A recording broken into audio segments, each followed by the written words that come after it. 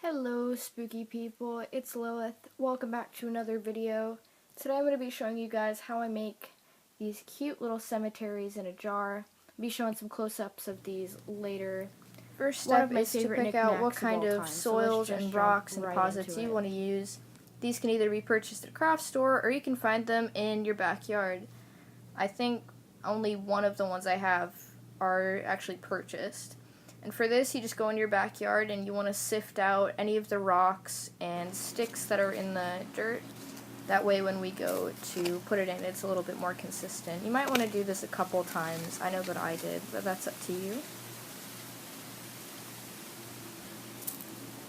For the bigger pieces of rock and gravel, you don't really need to do anything to it. You can put it right in there as its own layer, and it'll just stick into the one before it and just kind of conform to whatever shape you need it to be. It doesn't need to be held together by anything.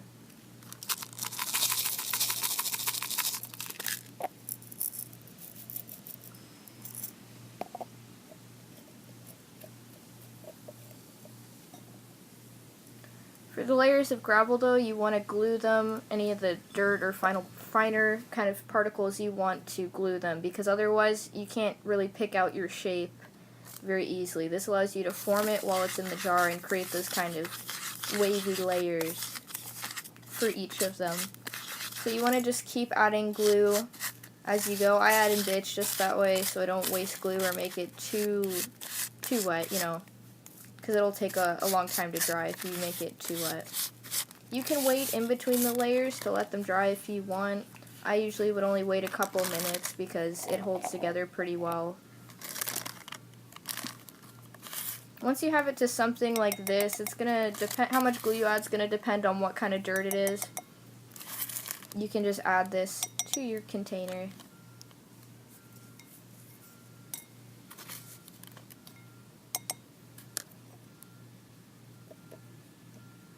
Now you want to pack down your layer of dirt. At first you're just doing this to compact it and kind of make it all uniform. But once you get it to that point, you want to start shaping your layers a little bit more. And you can shape them with your fingers and press it into those little divots that you see in each of the layers.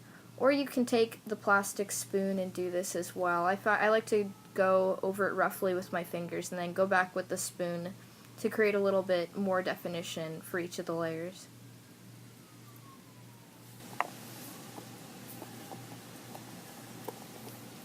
At this point, we can start adding some of our decorations. Whether or not you add a little water feature like this is up to you, but I'm just taking some larger gravel pieces and making a border around my little water feature. Ultimately, what you add to decorate is up to you. You don't even have to make it a cemetery. You could just make it a little terrarium, honestly. You could make your headstones more intricate or less intricate. For the moss, I'm just kind of placing it around in an even layer, and then I'm gluing it down. That way that it has a little bit of something to weigh it down so it doesn't pop up all the time.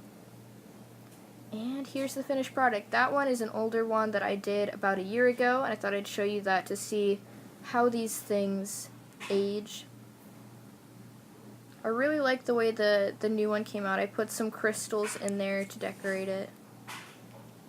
I think the layers are a little bit more pronounced and bigger in this one as well, which I like.